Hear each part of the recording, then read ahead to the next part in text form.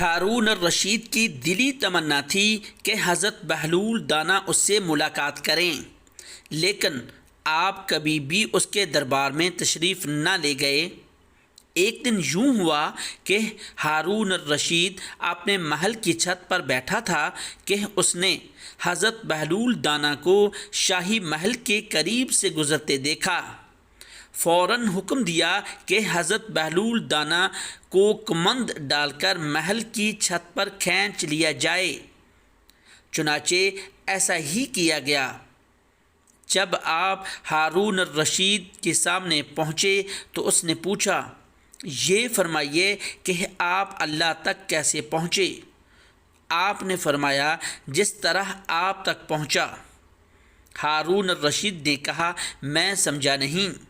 فرمایا، اگر میں خود آپ تک پہنچنا چاہتا تو نہا دھو کر لباس فاخرہ پہن کر دربار کی منتیں کر کے محل کے اندر داخل ہوتا، پھر عرضی پیش کرتا، پھر گھنٹوں انتظار کرتا، پھر بھی ممکن تھا کہ آپ میری درخواست رد کر دیتے، لیکن جب آپ نے خود مجھے بلانا چاہا تو محض کچھ لمحوں میں ہی اپنے سامنے بلا لیا۔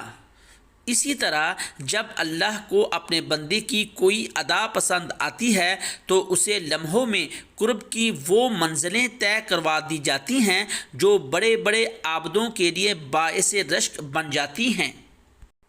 حضرت بہلول دانا کی ملاقات خلیفہ ہارون الرشید سے ہوئی تو خلیفہ، جو آپ کو مجذوب اور دیوانہ سمجھتا تھا، نے ایک چھڑی اٹھا کر آپ کو دی اور مزاحاً کہا کہ بہلول، یہ چھڑی تمہیں دے رہا ہوں، جو شخص تمہیں اپنے سے زیادہ بیوقوف نظر آئے اسے دے دینا۔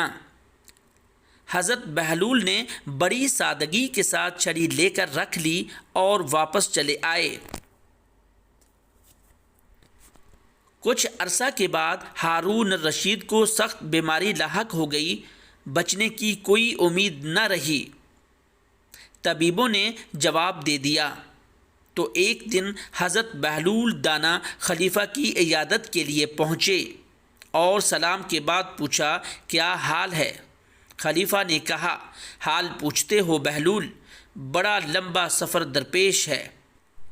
تو حضرت بہلول نے پوچھا، کہاں کا سفر؟ خلیفہ نے جواب دیا، آخرت کا سفر۔ حضرت بہلول نے سادگی سے پوچھا، واپسی کب ہوگی؟ خلیفہ نے کہا، بہلول، تم بھی عجیب آدمی ہو، بلا آخرت کے سفر سے بھی کوئی واپس آتا ہے؟ حضرت بہلول نے تعجب سے کہا، اچھا، آپ واپس نہیں آئیں گے تو آپ نے کتنے حفاظتی دستے آگے روانہ کیے اور ساتھ ساتھ کون جائے گا؟ ہارون الرشید نے کہا، آخرت کے سفر میں کوئی ساتھ نہیں جایا کرتا، خالی ہاتھ جا رہا ہوں۔ حضرت بہلول نے فرمایا، اچھا، اتنا لمبا سفر کوئی معین مددگار نہیں؟ پھر تو لیجئے۔ خلیفہ ہارون الرشید کی دی ہوئی چھڑی بغل سے نکال کر کہا، یہ امانت واپس ہے، مجھے آپ کے سوا کوئی انسان اپنے سے زیادہ بیوقوف نہیں مل سکا۔ آپ جب کبھی چھوٹے سفر پر جاتے تھے تو ہفتوں پہلے اس کی تیاریاں ہوتی تھیں، حفاظتی دستے آگے چلتے تھے، بڑے بڑے لشکر ساتھ ہوتے تھے۔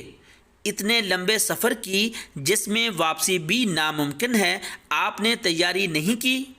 میری نظر میں آپ سے بڑا بیوقوف کوئی نہیں ہے۔ چھڑی واپس دے کر حضرت بہلول دانا چلے گئے اور اس ملاقات کے بعد خلیفہ ہارون الرشید کی طبیعت درست ہو گئی۔